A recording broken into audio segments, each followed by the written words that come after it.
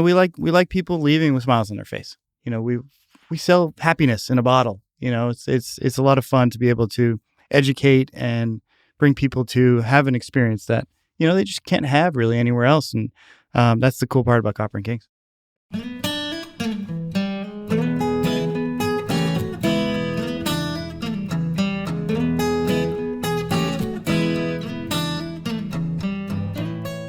Hey everybody, welcome back to Bourbon Pursuit, the official podcast of Bourbon. I'm Kenny Coleman. Ryan Cecil here. Fred Minnick. Oh, I like that. That was energetic right there. We were just saying how, before we got started here, this is the first time I've seen Fred genuinely excited to have a drink with us at 10 a.m. in the morning. Yeah. Not another bourbon. Yeah, the truth is, I love apple brandy. I've always loved brandy. And, I've spent time in France and, I have a pretty deep background in wine, and a lot of the winemakers would just distill off like their unwanted wine to have at home for brandy. And I've always loved it. There's just not a lot of products out there. And the ones that are out there are often shit.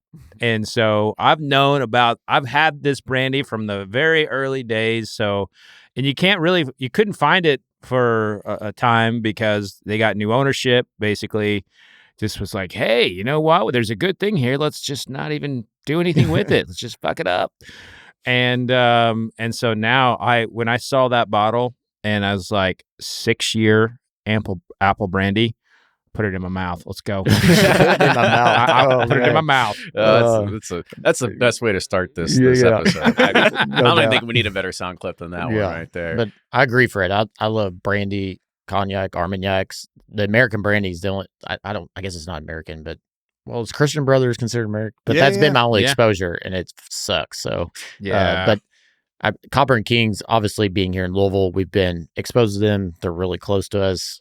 I thought they've always had fantastic products. Absolutely. It's just kind of like Fred said, they got acquired and then you forgot about them, and then all of a sudden they're back on the scene, and I can be more pumped. Yes. I'm so pumped about this show because Copper and Kings was the, for a minute, man, American Brandy was we're talking about American single malt all the time now. American Brandy was, thought to be going to outpace American single malt. The New York Times did a big write-up on American Brandy, this is the future, this is everything, and Copper and Kings was right there at the center of it. And you had its founders saying, we don't want to make bourbon, we want to make brandy, and there's an incredible brandy history here connected to Kentucky. And then that dude sells it to a company that just took a fucking piss on it and is like, fuck you, brandy coming out of Copper and Kings. And so thank God someone else bought it. You're not just pissed at all about that, are you? Yeah, I mean, there's a handful of things that get me worked up. One, Old Crow getting turned to shit. American Brandy not getting the love it deserves. Because you could argue this was actually American Spirit before bourbon. Yeah, I was about to say. I thought I was going to say Elijah Craig age statement was going to be your other kind of pet peeve there. But there's a long list. We don't need to get into that. Out of respect to our guests. How much time you got? We don't.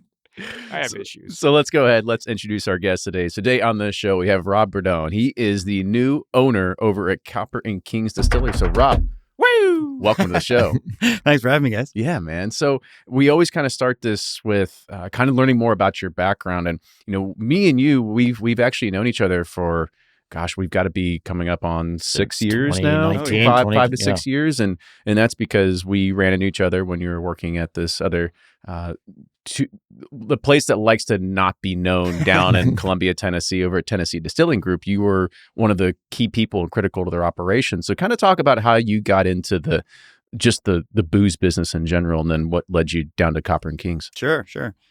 So long story short, my father-in-law started the company in 2015. Tennessee Distilling Group. Yeah. So I was in an intermediary period in my life between playing professional hockey and going to work, and asked me to write a business plan in 2014. So fast forward a couple of years in the finance world, and my wife and I, we came down to Tennessee. We fell in love with it, and then my career in the alcohol world started. Yeah. By the way, we feel like we glossed way over this whole professional hockey thing. I was a professional hockey player. It's like, I think we need to just double click on that one a little bit. Kind of talk about your hockey career. I guess you were playing since you were a child, and Mighty Ducks was like your thing. Favorite movie. Yeah. Favorite movie. All three of them. D1. I was going to say D1 or D3. Which one? All three of them. Watched them 100 times. No, so yeah, I was grew up one of 5 kids, and everyone played hockey. My dad was a hockey player, and it was just kind of Where'd you grow up? In Montreal. Montreal. So just cool. indoctrinated to playing hockey. It's a great city. Walking around with the house was carpeted, so I was walking around with skates at 2 years old. But yeah, so I ended up in the States playing in boarding school and then playing in college. And then where'd you go to college? At Colgate, upstate New York. Okay. Yeah. Very cool. Yeah. So played out there, and had a good career out in Colgate, and then very, very short stint in the East Coast Hockey League. I need a lot more of that to tell that story. Oh yeah. Are the guys just like really huge, or like what's the yeah. So I mean, if you think of professional hockey, kind of like you think of professional baseball. So you've got your A, AA, AAA, and so where I was at would been AA. So there's one level up, the American Hockey League. The next level down is the East Coast Hockey League, so that they funnel into. You're making tons of money. Oh yeah.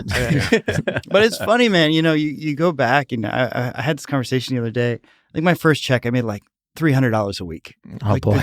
And I thought I was the richest guy in the world. I was just having so much fun playing hockey, and so it was a short stint, but kind of life works in mysterious ways, and so that transition led me into being in Franklin, Tennessee, writing a business plan for a contract distillery. So did you come up with the idea of having the business plan, or they were like, we have the idea, go write us a business plan? No, they had the idea. Got it. Okay. They were like, this is what we're thinking on. This is some of the relationships we had.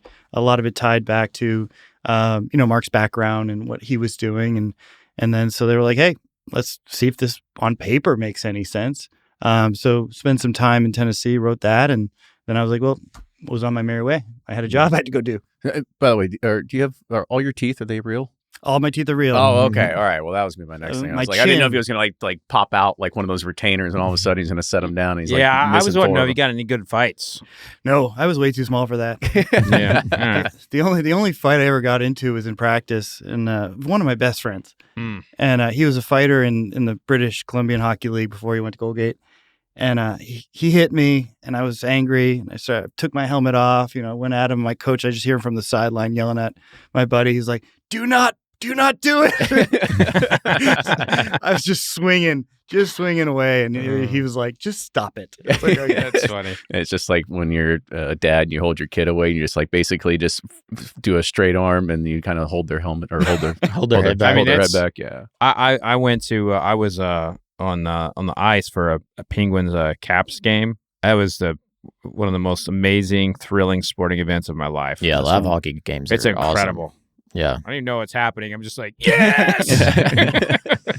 Sure, you went to a lot of Preds games being in Franklin. Yeah, we went to a bunch of them. It was a lot of fun. Yeah, saw them have that good run in 2021, 20, something like that.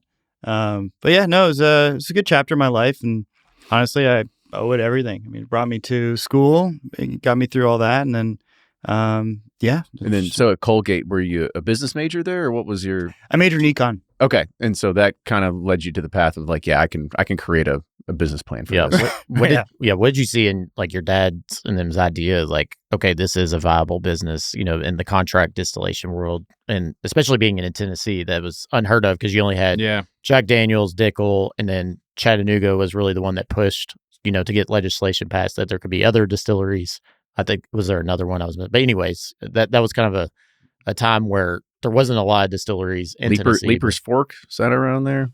H. Clark came around. I mean, so what happened was... Yeah, but prior to that, I think there was only you could only have, no new distillery could open, right, in Tennessee? So for about 100 years, that was the case. Yeah. And so based on, from my recollection, is prohibition-style law, where you had to have certain percentage of the registered voters to sign a petition during the year of a government, governor's election to approve a distillery in town. So for 100 years, there was 2 distilleries, but then Pritchard, he became the 3rd distillery. Okay. But then that law got changed in, I think it was 2009, might have been somewhere around that time. Yeah. And then so the Tennessee distilling kind of craft movement went off. And then, to that point, this is right, the boom of bourbon started right around 2012, 2011, to, 2014 when we wrote the business plan to 2015 being in operation. And so, I was doing a study on what does this all look like, not necessarily, was this a viable business operation? I knew what I knew and I knew what I didn't know. And so who would have thought and who would have predicted what happened to the bourbon industry over the next 6 years, which was crazy. It was gangbuster. Perfect timing. Sometimes you're better off being lucky than smart. But, at the end of the day, the way, Mark runs a business and it's being very fundamentally strong. Yeah. Right? So what'd you learn from, because most people don't know that Tennessee Distilling is predominantly a contract. I don't believe they have any of their own brands. So they do a lot of contract distilling, contract bottling. What would you learn through that process of just through that whole business? Yeah, I mean, being very much behind the scenes, you get to see the mistakes people made and the successes people made, and so I actually, very early on, I got thrown into running bottling. Had no idea what a bottling room looked like, let alone how to run bottling. But, startup company is you put the different hat on and you went to work. And so I learned, what does quality look like? What does production look like? What do efficiencies look like? How do you, scale a product? Seeing someone coming out with, oh, I want a hand tag. I want 17 different labels on this bottle, and it's like, okay, there's so many different touch points. How do you create efficiencies down the line to grow to scale? Conversations early on, I was like, oh, we want to do this, this, and this. And I was like, well, how many cases do you want to be? Do you want to be 5,000 cases or do you want to be 500,000 cases? And obviously it was always, I want to be 500,000 cases. I was like, well, then you can't do it this way. Yeah. There's no scale in that. So a lot of that was some really good learning. And then, getting all the experience internationally. What does the international markets look like and how do those play out? So there was a lot of traveling and there was a lot of, but it was an amazing experience, just really being on the ground and seeing, what we were able to do was really fun, almost decade. Yeah. What most impressed me about TDG is the quality of the liquid and the product itself. And obviously we're big fans of it, but I mean, to be a new distillery that just started in 2014 and produce, how did you all, was it the master distiller? Who got, that quality liquid going? Yeah. So, Mike Williams is one of the partners in the company and he's got a background in whiskey making and then, was bringing on a really smart team, but a young team that was really eager to learn, so James Holland is a huge part of that. Super smart guy. He had a beer background. And then, the way Mark's background is in food. So he brought that high quality to a distilling operation. Oftentimes people forget, it's like distilling, it'll remove a lot of flaws, but it comes to what does the fermentation look like? What does the grain handling look like? Making sure we had high quality controls in just grain handling. Because oftentimes, bad grain will lead to a bad fermentation, which will lead to a bad distillate. I hear so much, oh, it was not a good fermentation. I was like, well, what did the grain start like? Do you have geosmin in the corn? Yeah. And that's a huge factor that a lot of people, you look at wheat, you look at rye, you look at malt. I mean, you get serious implications on just large handling of grain. Yeah, sometimes there's dead rats in there. Yeah, that stuff happens. Yeah. It's being stored in a silo, you know, and so the quality was a huge factor to distillation, and then column distillation. I think we don't talk about it enough, but column distillation is 99% of production. And it makes high efficiency, high quality bourbon. Yeah, absolutely. And I don't want to talk too much about the insides of TDG well, I'm because just trying to lay the groundwork. Oh no, totally. But one thing people probably don't realize is you talked about the food aspect. Whiskey is just one facet of TDG and the overall parent company. But I remember when me and you were talking, you talked about travel. You took a stint in Australia for a little bit.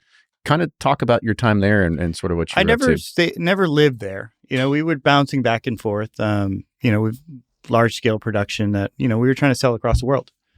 So whether it was, heading to Australia, whether it was in London, whether it was in France, across the board, we were just getting internationally as much as we could. And I think bourbon internationally is just such an underserved market.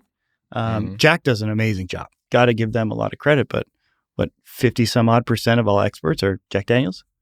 You correct me on those numbers or not, but the majority of exports are coming out of Jack. Yeah, that's not surprising. So you're doing your thing over at Tennessee Distilling Group. Did you have this idea of, I want to go do my own thing? I don't want to be always talking to my father-in-law every single day. Like, what was the idea of figuring out, well, what's going to be my next thing or my next move here?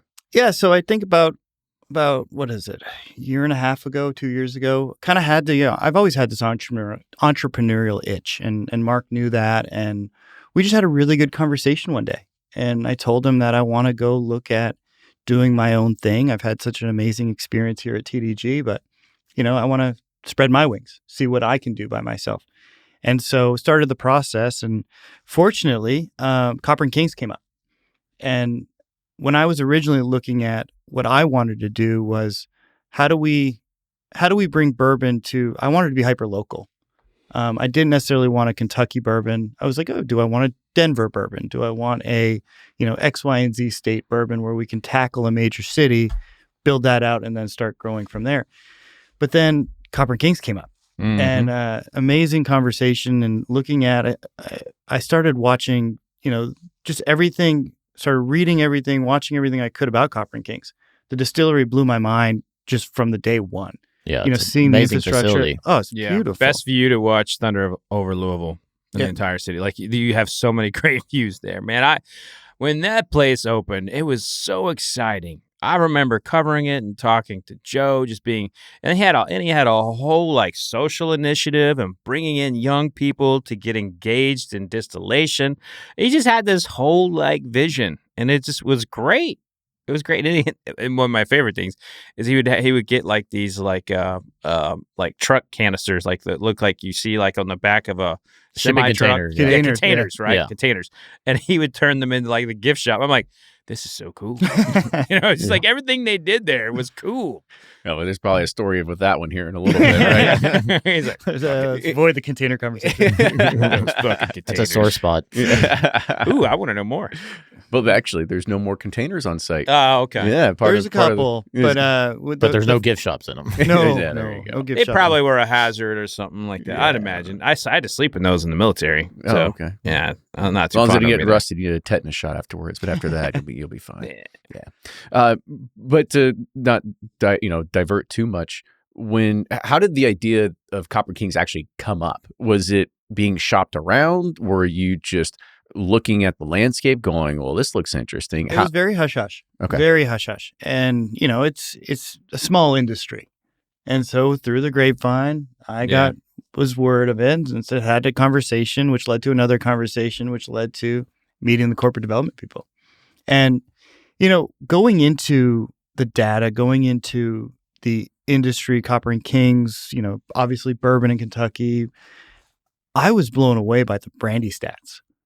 And to that point is like we were talking about a little bit earlier, it was a much larger category than I really realized it was. See, exactly. Yeah, I had no idea. I mean, put it into context. So bourbon last year did 31 million cases in America in 2024. Brandy did a little under 12.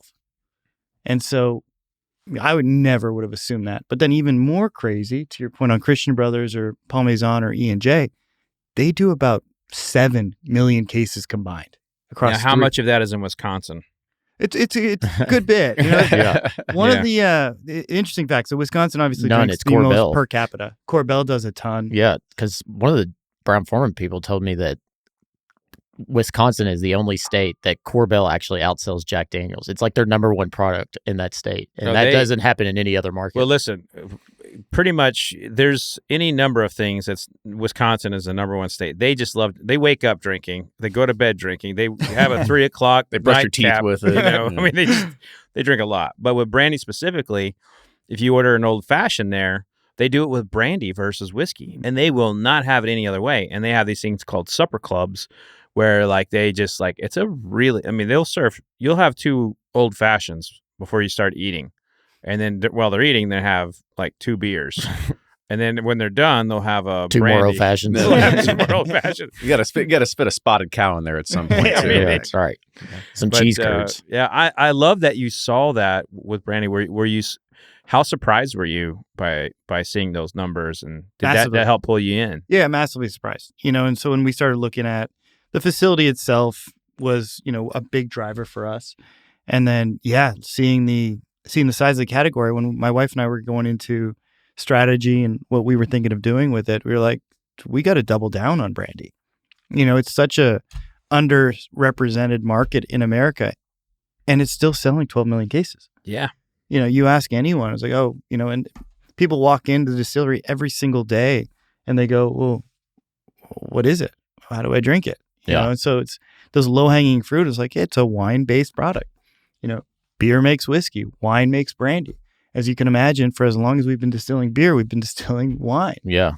Brandy's been around forever. Mm-hmm. And like Fred mentioned earlier, you said it was probably America's first spirit. Why did bourbon or whiskey, rye whiskey, take kind of precedent over brandy moving forward? Well, this is one of those where it can take me a long time to answer. Yeah, but abbreviated version. But in short, our country, when we were a new country, was trying to encourage farmers being able to plant crops toward the west, and they saw whiskey distillation as an avenue of a new revenue source for farmers.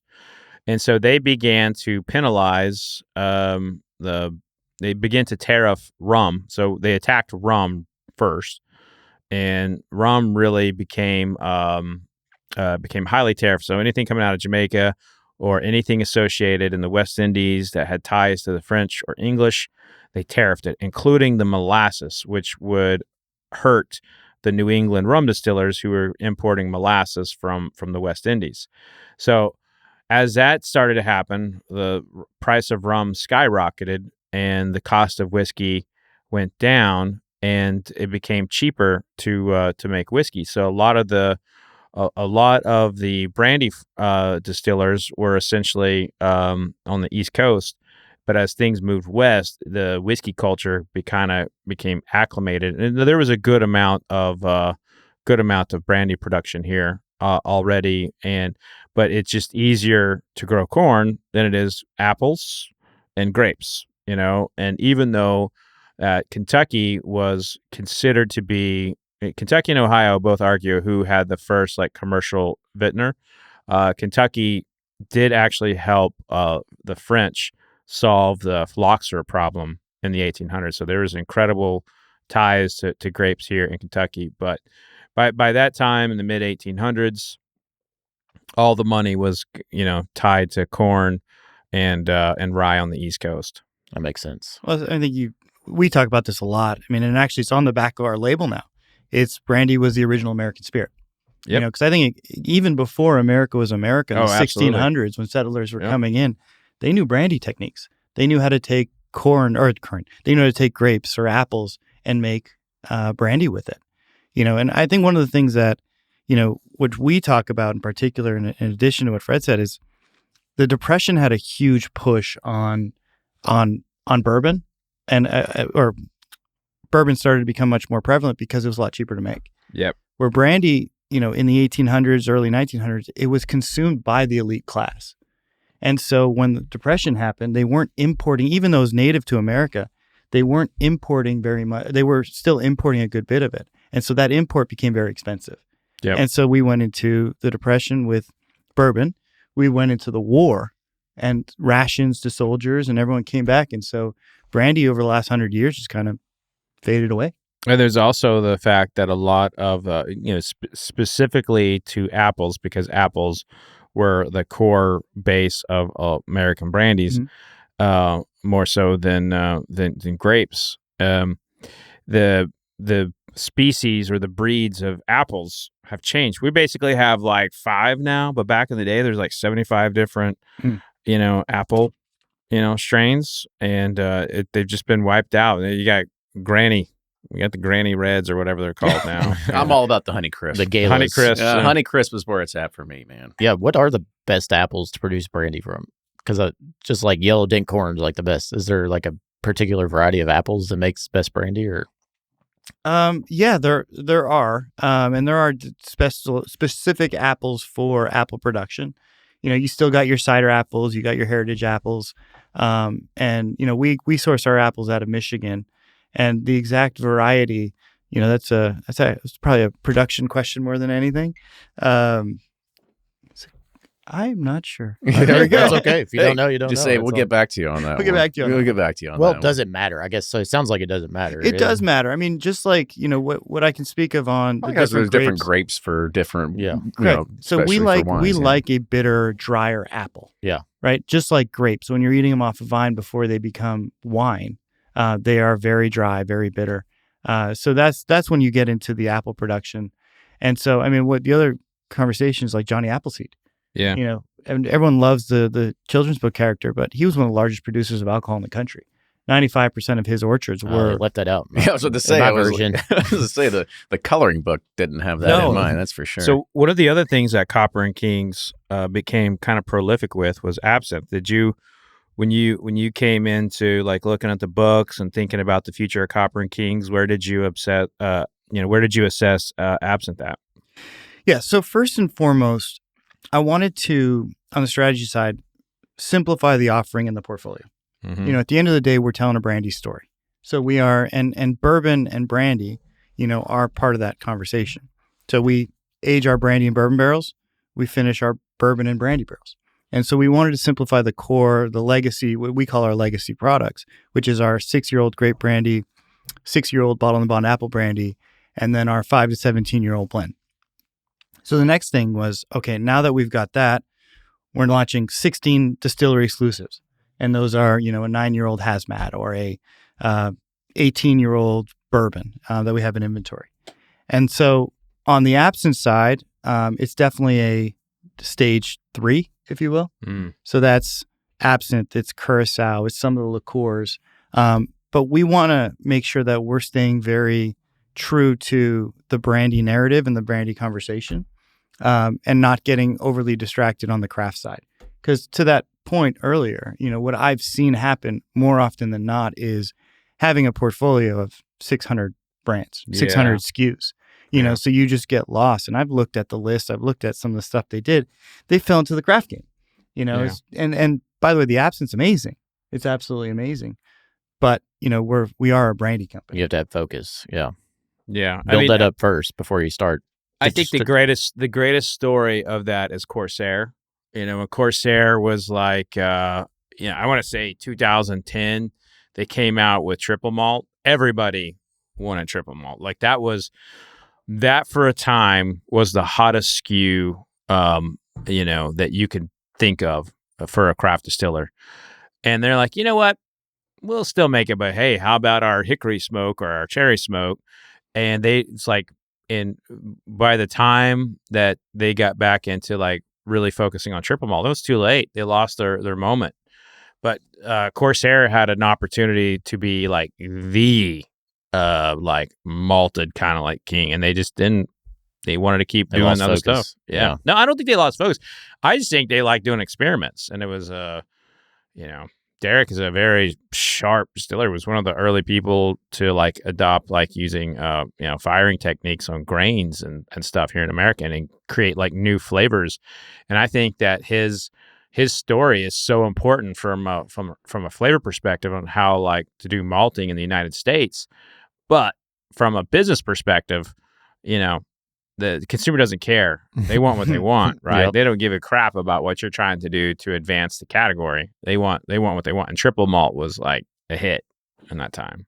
And they did. And Derek's, he's a smart guy, but to that Super smart. To that point, it's fun, right? Let's change this a little bit. Let's change that a little bit. But then when you look at scalability, you look at commercialization of a brand, it doesn't mean you get away from quality. Yeah. It doesn't mean you get away from, your target audience. It just means that you are more focused. And then having that just massive variety of SKUs, you get lost in your own portfolio. And that was the one thing that we really wanted to focus on not doing to start. So when you go in a marketplace, you'll only see these 3 products. And we specifically made it so that we want our legacy 3. The bourbon? Yeah, let's do bourbon now. And so, and price point was a huge thing for us. I think we've entered into a time where price consciousness is happening. And we want to be a competitive portfolio. Our 6-year-old VSOP brandy, it's 86 proof. all it is brandy and water.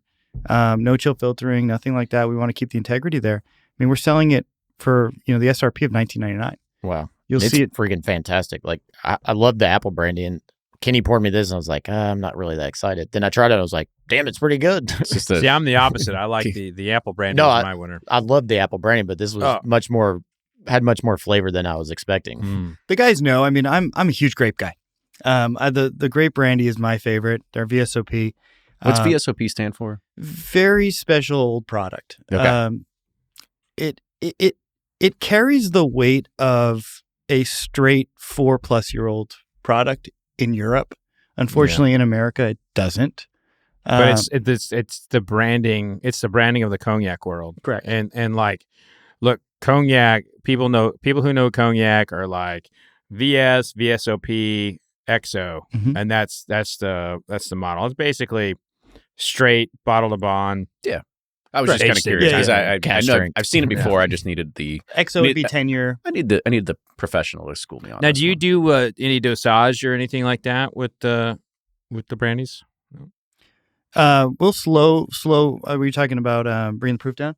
No. When you so the French will add like a kind of like a sugar kind of like base or like a sweetener. It can add wine. They'll add wine to it in the blending process, and even like even like American brandies like Christian, Corbel, those will have like 9-10% wine or stuff like that in there. Where these are brandies coming right out of the barrel, watered down and put in a bottle. We didn't want to play any shortcuts. The goal. Any coloring? No coloring. I mean, that was the one thing that I really struggled with on the brandy category is it's the Wild West. I mean, literally, Tuck Lure's like, it just needs to kind of taste like brandy and you're fine. I'm being a little loose there, but, I come from a background where high quality matters. Yeah. Straight bourbon, you get a lot of rules. And this, you can import, if memory serves, you can import tanked brandy from another country, age it here for a minute, and call it an American brandy. Oh, there's a lot of things you can get away with. I mean, a lot of the brandy on shelves should not be called brandy. Yeah. There's a lot of OTS, there's a lot of GNS, there's a lot of, caramel coloring, there's a lot of flavoring, there's high fructose corn syrup. I mean, it's like, what are we doing?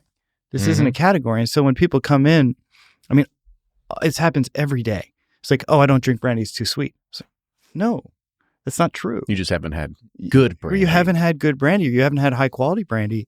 And so they come in, they'll try it. And it just happened the other day. And he's like, I don't drink that. And so I was like, well, do you like high proof or low proof? And I knew what the answer was going to be. I was like, high proof. High proof. Oh, give me that hazmat. Yeah, I like the high proof stuff. So then I poured him, a sample of our high proof grape brandy. And, his wife's looking at him like, you like it? You like it? You like it? And he's like, yeah. So they bought it. They left. They came in for their book to be signed on the distillery trail. And then they left with a bottle of the high proof brandy, a hat and shirt. And, it's like, we're changing minds as to what brandy really is in the consumer's eyes. Yeah, that's amazing. And, not to detract too much from the actual product, but back to the business side of things, we had talked as well when you were looking at this, and you had mentioned, well, there's no way I could have afforded this when the market was at its high. And it's like you kind of had to look at this when the market was low, and it was a really good time for you to get in. What made you decide full on, like, I'm going to go ahead and do this? Let's go ahead, get a second mortgage, whatever it's going to take to be able to try to make this thing happen. What was that initial thing that said, we've got to go ahead and push the go button? Convince my wife I'm not crazy. Yeah. No, I think, I just believed in it. I saw what was there. I saw a category that is massively underrepresented. And we just believed in it. And we believed in what we could do with it. We believed in our entrepreneurial itch to, take this brand into the next stage of growth. And yes, I mean, I couldn't buy it in 2020. 2025 is a very different alcohol market, as we all know. And so, we just kind of jumped. And then when you came in, what were some of those initial things that we already kind of talked about reducing the product SKU set? What were some of those big changes that you said, hey, I'm going to captain the ship now. This is what we're going to change. Hop on board or walk the plank. I don't know what the best way to put that analogy is, but that's what I came with, a pirate analogy. Yeah, so we really wanted the visibility to come back up. I think to Fred's point, Copper and Kings was so visible in the community. Yeah. It was so visible in the community. And we wanted that to be front and center again. So one of the things was the containers. There was 3 containers in the front. There was a butterfly garden, which we fully respect the butterfly garden. But it became an overgrown weed. And so we removed the containers because we wanted massive visibility into the distillery. You've got this beautiful pot stills, you've got the water feature, you got a nice courtyard, and you couldn't see any of that. Yeah. When our lights were on at the bar, you didn't know the bar was open because the container was there. Well, some of that used to block the homeless people. So there was that was where the homeless people used to convene. They've shifted in where they are in the city, but there was some purpose with those. You're telling me that containers. Rob is now dehoming people? Well, some of that was security back in the day, like how they had it set up. But I'm just yeah, messing. it is beautiful. It is. I love that you want to expose it. And I remember, the rocks and just everything, like how different it was. And Joe Herron did a great job of designing and thinking that through. And he brought in the right people, and he got a great still. And then he did something. He's like, and then we're going to do sonic aging. I'm like, boy. And I was like, oh man, let's talk about that. I'm like, you had guys are me. really touching all my buttons today. I'm like, you had me until you said sonic aging. So, are you still doing the sonic aging? So yes, to a different concept, to a different degree. It's a different soundtrack. It's all EDM now. Again, we come out of an industry where, sonic aging or, speed aging, it's a dirty word. I've seen it happen over and over again. I was like, I don't want, any part of that. But because it's taken away from the high quality of the product. We don't want sonic aging to be that narrative of, oh, they're taking shortcuts. Because we're not taking shortcuts. It's a 6-year-old brandy for $20. It's like, it's 86 proof. It's brandy and water. High quality wine that was distilled in-house in our pot stills to then age in ex-bourbon barrels. And it's like, oh no, but we're sonic aging. So with that said, you bring tours around and nothing lights up a guest's face when you crank up the volume. They put their hands on the barrels and they see it, they hear it and feel it vibrate. And it's like, okay, this is fun, but it's fun. Right, let's lead into the fun aspect of it, and the way we like to think about it, or the way I like to think about it, is we're in a cellar that's surrounded by earth on 3 sides, and it does help, vibrate the barrels a little bit. And so I look at it as secondary sonic maturation. Well, Dave Pickrell, I had Dave and I were very close, and he told me the whiskey or the brandy or whatever is getting deeper into the interstitial stitchings of the wood. So I was like, all right, Dave, that sounds fine. But really what it comes down to, and this is how every brand should be judged with all their marketing, their distillers who are not really distillers and calling themselves master distillers should all be judged by, does it taste good? Right. And I've just had your entire, what you brought here. Everything's fantastic. You actually beat all of us. We're I know. Ryan and I are number 3. You're on number 5. But look, I am dumping. I am pouring. So I'm tasting through this kind of like I would like a flight. Man, the brandy's fantastic. The bourbon's good, but this one here, the 9-year, this is like this 9-year. I grabbed the wrong one. All right, yeah. So the apple brandy, the 9-year. 143.6 proof. Oh boy. This is I knew you were going to go over that one. This is going to capture everybody's heart. This will leave people cheating on bourbon quicker than just about anything. It's fantastic. We talked about that before we started recording. You said that 143 is actually proof down a little bit. It was, yeah. Because you can go up in higher proofs in brandy. And the other thing is like your still is not. That's you guys are. working that thing hard to get it up that high. Yeah. So we've got 4 stills now because Constellation added another one in there about 4 or 5 years ago.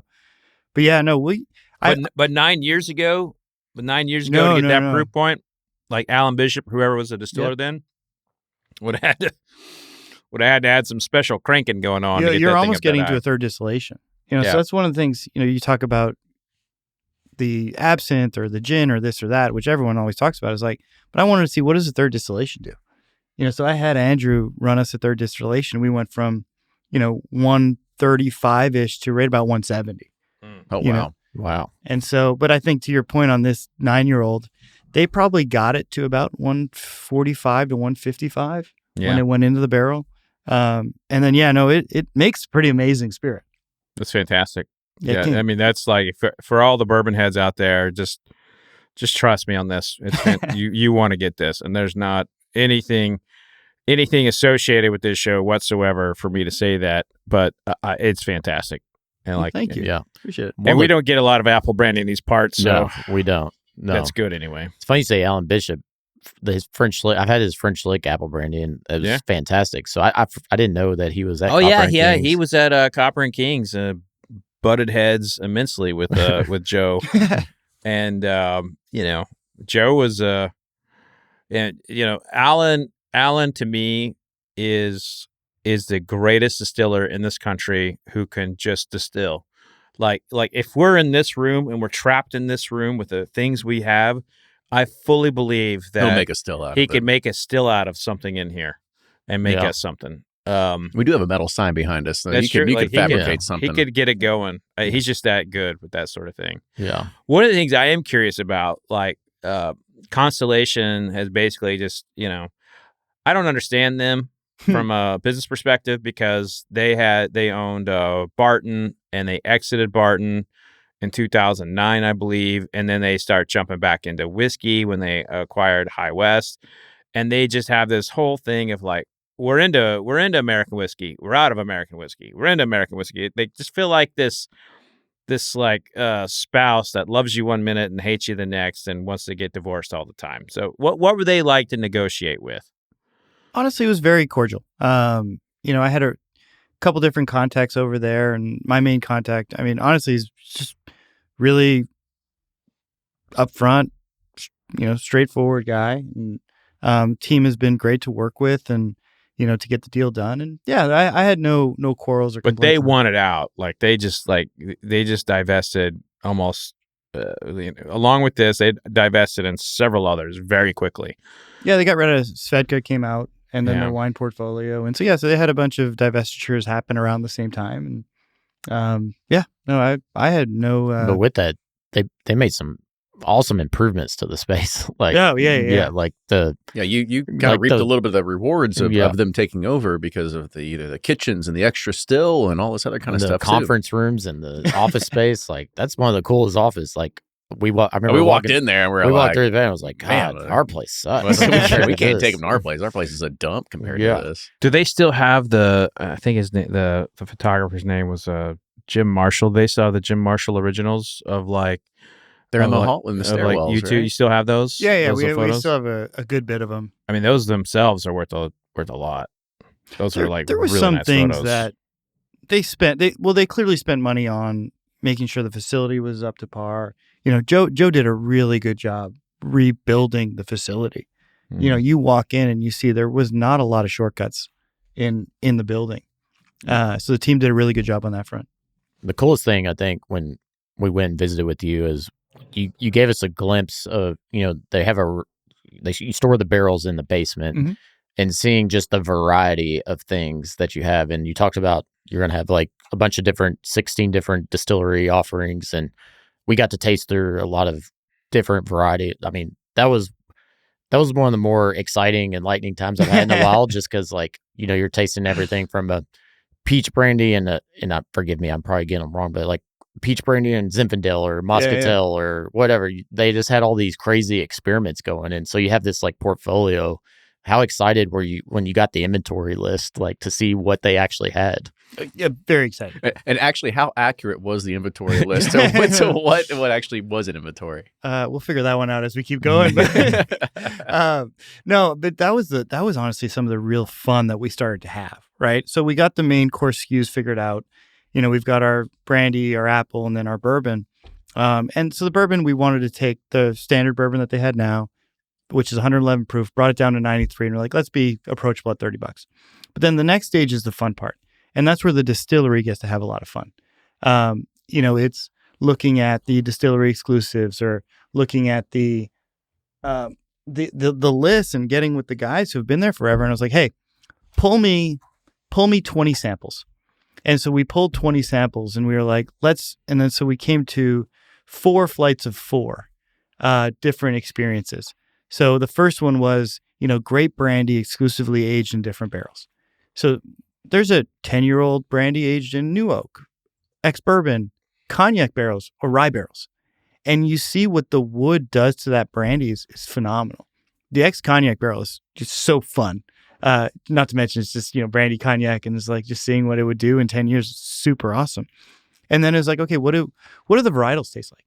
We didn't talk about is our grape brandy, has 3 different varietals. It's Muscat, it's Chenin Blanc, and it's Colombard. But what happens when you distill that varietal in itself? So we've got a 10-year-old Muscat. We've got a 10-year-old. So we actually, in shop now, we have a 10-year-old Muscat out. But then we've got a 10-year-old Colombard and a 10-year-old Chenin Blanc. But then we also have like a 6-year-old Zinfandel. And it's to the point where it's like you go through this tasting journey that is so all over the place. And you're like, how did this all make this? But then you get to a blending place where it's like, now blend them all together and make your own brandy. See what you like, and what you may not love the Muscat. You may not like the Zin or the Chenin Blanc or the Colombard, but then you may love the other 3. Or you may love them all together. I put them all together one day and I was like, oh, that's really fun. And then, on the apple brandy side, I've come to really appreciate what apple does in a finish. So we've got 4 apple brandies coming out. It's 6-year-old apple brandy finished in a tequila barrel for 7 years. It's phenomenal. It's amazing. That one makes me nervous. It's I don't know. It's something about tequila makes me nervous with these. Yeah, finishes. but it's really good. We tried it. Did you try? It's good. Yeah, it was awesome. Yeah, it's surprisingly really good. How many barrels are there? We've got, I think, 4 or 5 of them. Okay. It's 12-year-old brandy. It's 5 years in ex-bourbon, 7 years in tequila. It is wonderful. We've got a 4-year in apple, or 4-year in bourbon, 7-year in rum, or a 4-year in bourbon, 7-year in what was the other one? Rye barrels, and then there was one more, but just some really fun varieties. And so the guys pulled them and are like, "Oh, that's exciting." Yeah. And then we've got our orchard series. To your point, so like, what does a pear brandy taste like? And we have a couple different varietals of pear brandy. One tastes like biting into a firm pear that you'd buy at a supermarket. Yeah, phenomenal. Or a cider apple brandy. Actual culinary apples. And if you like cider, like a Hard Rocker, which I used to like, 10 years ago when it was a cool thing to do. It tastes like the alcohol version of it. Like, it's super fun. So we get to just have fun at the distillery and, put out these one-off, 143.6 proof apple brandies. Like, that's not necessarily going to be a mass market thing, but it's something we get to have a lot of fun with on the innovation side at the distillery. Yeah. So obviously you have a package change. What made you decide to like, let's start fresh, let's start new, let's like, because I like the old packaging. Tear down the old guard. Yeah, but this one I absolutely love. I mean, it's very simple, very clean, very elevated. Like, what made you want to just like, all right, we need to start afresh? So a couple things. One, I wanted to change the price points. So I wanted a whole new offering, a whole new price point offering. Nothing against a $35 brandy, because I think it's worth every bit of $35. It's just the consumer in America does not understand. What $35, am I going to buy a $35 bourbon, which you can buy a lot of them, or am I going to buy a $35 brandy? I think they're going to gravitate towards the bourbon. And so the second thing is we wanted to, put our mark on things. And our mark was looking at the brandy category in itself. And, Fred mentioned it. I mean, it's the original, or I said the original American Spirit, but Fred mentioned it's been around since the beginning. So there's such legacy in regard to this, to brandy. But then Copper and Kings has been so defiant in everything it's done since it started. Yeah. So yeah. So what we have here is we have a Pegasus horse. It symbolizes legacy in Louisville and, what we're doing here. But then you have this copperhead. It symbolizes that defiance, that really fun, American restless I was spirit. going to say, and, a little bit of like, oh shit, I should probably back away right now. There's a snake in my boots. Oh shit, I just saw the snake. Oh man, I almost got bit by a copperhead when I was a kid. But the label is the old label to me was a little too bougie. I always thought that label like held Copper and Kings back. But I thought it was maybe a little too hipster for some yeah, people. bougie, hipster. I mean, that you could put it all in there. Like this you could throw in the brandy, in the brandy aisle of a liquor barn or wherever. Yeah, because brandy's like that old world, exactly. Yeah, this has that vibe and feel to it. Even as like Hennessy has become like this thing as integrated pop culture, they really haven't changed their label. Like they have stayed the same as they were in like 1948.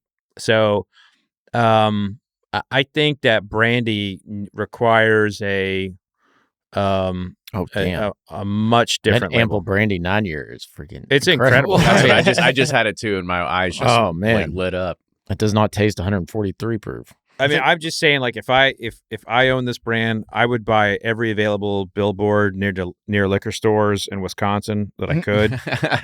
Like that, I would put every single dollar of marketing just to focus on Wisconsin. Like, if you could convert, 10% of those drinkers there into like turn those wells over from Corbel into this, like, and you could, it takes some effort, but I mean, you would have the most loyal people in the world because there's no other market on the planet like Wisconsin for brandy. I agree.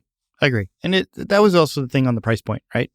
Exactly. Yeah. You can't compete at $35. What are other big markets in brandy? What other states are like big brandy drinkers? So per capita, Wisconsin is the biggest. Yeah. Per capita, but it's still a small. It's a small population market, but per capita they drink the most. Yeah. California is a big brandy market, but California's huge. Yeah. And then New York's a big brandy market, but New York is huge. Texas weirdly is, but you're just looking at massive population sizes. Yeah. But then, Wisconsin's a good one. Illinois is a good one. So we've actually suburb cold. Illinois is a suburb of Wisconsin. Is that what it is? I'm sure they'll take great heed to that one. Yeah. The hate mail cometh. He said it, not me.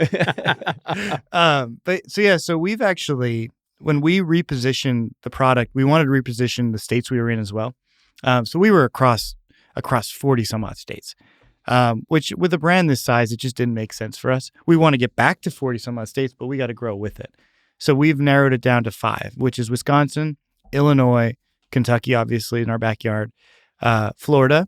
And then my background, Tennessee was important for me. Mm-hmm. I know a lot of folks down there, and I know a lot of people who, it'd just be fun to get back home or old home. Louisville's now new home. And Montreal was home before that. But getting to have that product available in those 5 states was super important to us. And Florida's a big one too, because, you got a lot of snowbirds. Yeah. It makes sense. Yeah. It makes sense. Very, very much so. I imagine the nursing home community would love some brandy. They like to drink there. The highest rate of STDs in the world are nursing homes. The useless facts that you didn't need to know, but now you know. You can only find a Bourbon. So Heaven's Waiting Room is SCD. Well, think about it. They ain't got nothing else to do. That's true. That's okay there. I'll try to divert from away from that just for a second here. As Rob's like, thank you. Yeah, I know. It's like we really can't talk too much in depth about this one.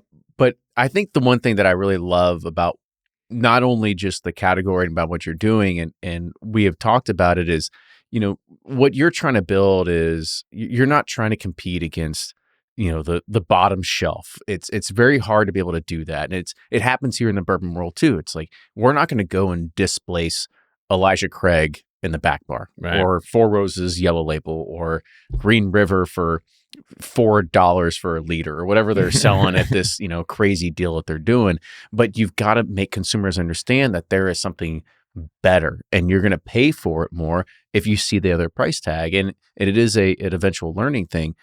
For you, what is the educational journey that you're trying to take customers on and trying to figure out how do they find the value in what you're trying to do and be like, listen, like we're trying to give you a flavor journey.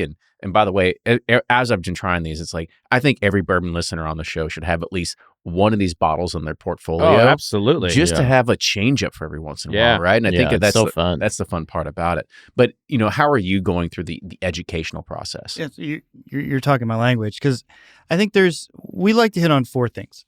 One, brandy was the original American spirit. People leave, when we tell people that, they leave me like, did you know that? Did you know that? Like, it's such a fun fact. Yeah. The second thing is, brandy makes amazing cocktails. The old fashioned is amazing with brandy in it. Sidecar is my favorite cocktail. Sidecar is amazing. French 75. So we take these cocktails and the really fun part. So we'll do the original old fashioned with our grape brandy. We'll do a Louis 75, which is take on French 75 in Louisville, with our apple brandy. And then we'll do a bourbon sidecar, because why not throw the bourbon in the brandy cocktail? But the cool part of it is every one of those is interchangeable with any one of our products. That's the versatility that you get on the brandy side. Yeah. The third thing is that, we've got the fun innovation happening. We've got the 144 proof apple brandy. We've got the 18-year-old bourbon, 15-year-old bourbon finished in an apple brandy barrel for 3 more years. We get that side to it. Mm-hmm. So people come back to the distillery every time. It's like, oh, that's new, or that's new. So that's a really fun thing. And then the last thing is, we also have a pretty awesome distillery where you get to learn about history, and you get to learn about where did brandy come from? How does brandy play with bourbon? What's column distillation? What's pot distillation? What's ex-bourbon barrel aging? What's new oak aging? Not many people get that experience across Louisville. They do a bunch of bourbon tours. And again, I come from a big bourbon background. It's like dip your finger in the mash and it all tastes the same, And then, you hear some story that's some history of someone's grandfather. Yeah. So there's an element to being different, being fun. And, we look at 2 types of consumers, and you said it, and you guys are literally speaking my language, is someone who likes variety. Honestly, your listeners are a perfect example, because your listener isn't the same person that's probably going to go buy Jim Beam on Friday night after a week's long work, or Jack Daniels, or, your listener is going to have, Pursuit Spirits on the back bar. It's going to have Jack, but Uncle Nearest. It's going to have, Heaven's Door. It's going to have, 40 different bourbons on show. I don't know. They're going to have Heaven's Door? I don't know.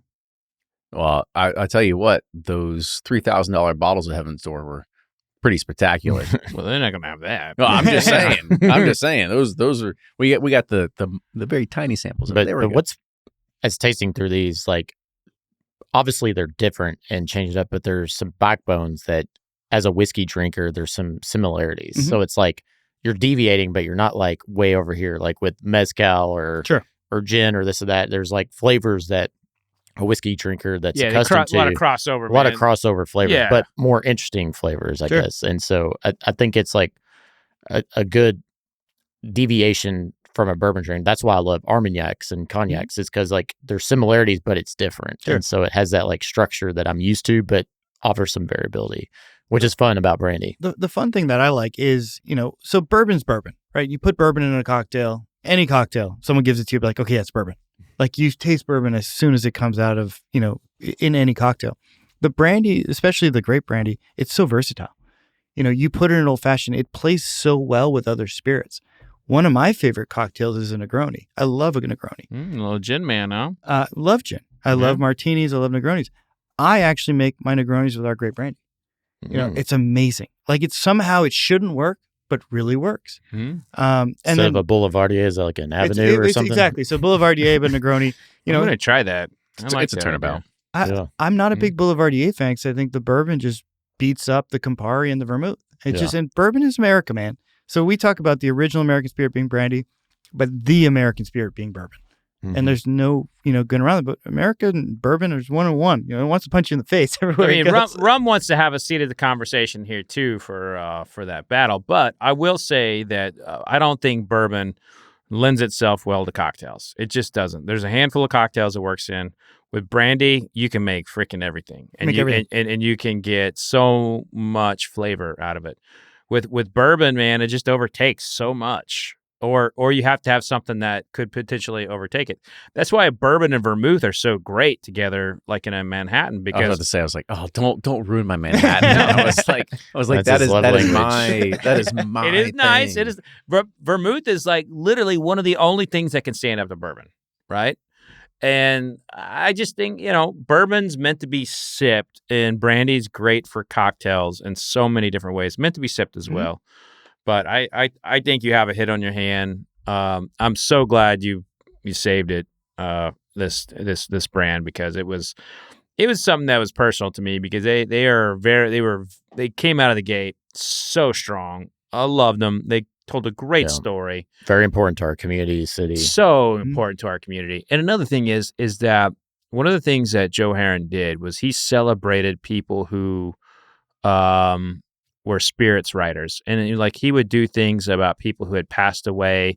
He cherished bartenders, African-American bartenders from long ago that never got any recognition. Like they did so many things that was really good for our community. And the bartenders absolutely loved them. And my favorite thing that I ever did with Copper and Kings is they held a Repeal Day event and they brought in all these like spirits authors from around the country, or actually around the world. And we had all these panels and we had these conversations, and it was just like, it was one of the last things that we did before the pandemic.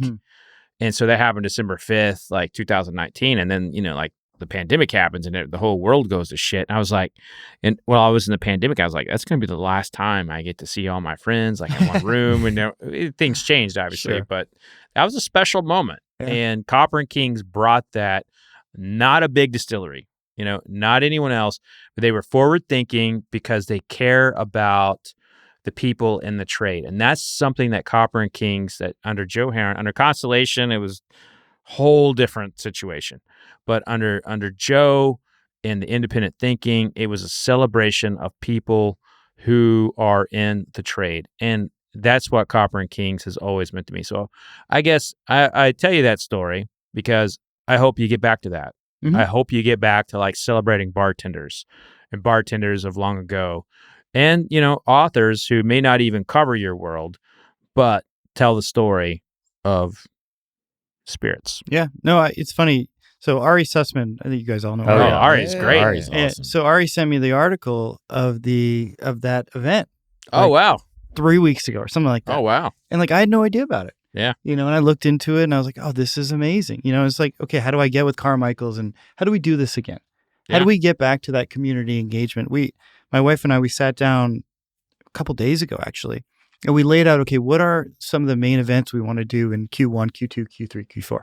And one of the things, like, we want to actually have like a little spirits festival. We have the courtyard and, we're not here competing. I mean, I'm a brandy company.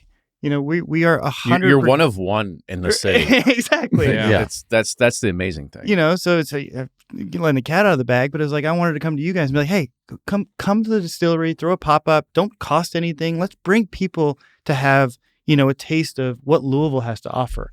Let's have different tables. We did Jingle Fest, we did Nulu Fest, and it was amazing to have the reception that we did on the community engagement front. Yeah. People just coming in, trying what we're doing, feeling that we're independent again, and now we get to do these things. Yeah. Nothing against Constellation. It's just a different world when you're everything against Constellation. Sorry. No when offense. you're family owned or corporate owned. Yeah.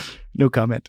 It's a very different narrative. And so we want to open those doors again to the community. And we want, we weren't open 7 days a week on the bar front.